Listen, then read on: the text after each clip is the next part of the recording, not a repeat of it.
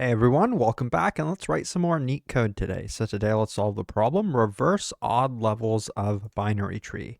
Pretty straightforward in terms of problem description. We are given a complete binary search tree. Well, I guess it's not necessarily a binary search tree. It might not be sorted, but it is a binary tree. This is the 0th level of the tree. This is the first level. This is the second level. And then the next level would be the third level, etc., etc. What we want to do is just take the odd numbered levels of the tree and reverse the values. So this level has 2 nodes, and this node has a value of 3, this one has a value of 5. So we will reverse all of those, and now this will be 5, and this will be 3. Let's just combine these 2 trees for a second, because this level has 4 nodes, the next level will have 8 nodes, so that's what I'm just trying to describe. If we had a level that looked like this, it would be reversed, where this guy would go all the way here, this person would go all the way here, and kind of just keep going like that. So the same way we would reverse like a string or an array. And we only want to do that for the odd levels. Okay, this is a tree problem. We probably want to do a tree traversal.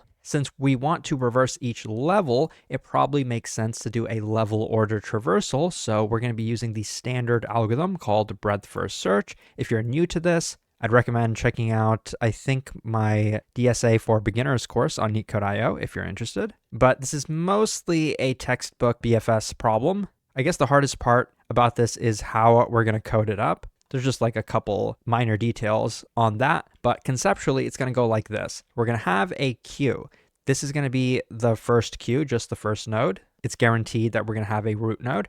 And then we're going to go through every node. We're going to add its children to the queue. So now this is going to be the queue. And now we want to basically know that we are at an odd level. So while we are going to go through every node in the current level and then add the children of each node, if they exist, to the queue, we also want to, possibly in a separate step, maybe before we do the step that we just did right now, we're going to take these values and just swap them. Rather than taking the nodes and doing all like the pointer manipulation, it probably is easier just to take the value 5, move it over here, take the value 3, move it over there. And so it's just going to work just like that. Then we'll be at this level. We are not going to reverse this level because it is not an odd level, but we would reverse the next level. So that's the idea. Time and space complexity is going to be linear. That's just how a BFS is. In the worst case, the last level could be roughly half the size of the tree. So that's where the space complexity comes from.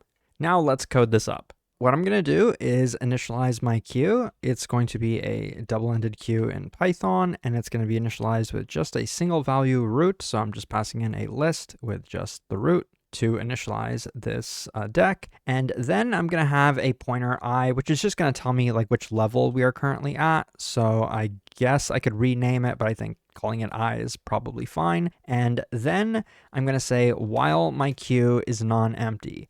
What I'm going to do is first just the textbook BFS. So I'm going to go through everything in the current queue. So I'm going to get the length of the queue and pass that into the range function. So this is as if I had a separate variable here, and then I took the length of that and then I passed that in. If you are doing this in Java or a different language, this is equivalent to what I'm doing like that. But I'm going to do it kind of shorter because Python allows it. So we want to go through everything currently in the queue. So we're taking a snapshot of the length of the queue at this point in time, and we're going to pop everything from the queue. So we're going to get a node, and then we want to add its children if they exist. So if node.left, go ahead and queue.append node.left, and if node.right, queue.append node.right. So textbook stuff, and then let's increment the level here before we forget.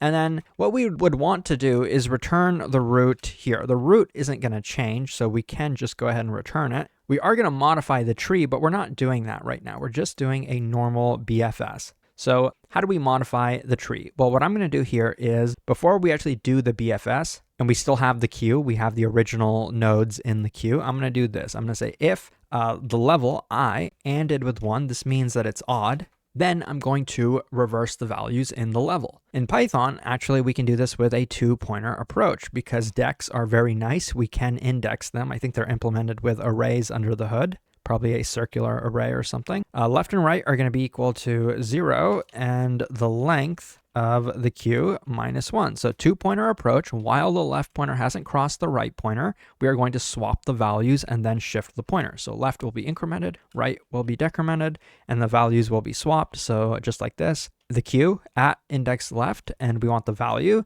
is going to be swapped with the value at index r. So just like that. And then we will do q.r, and same thing with the other one. Whoops. So left.val,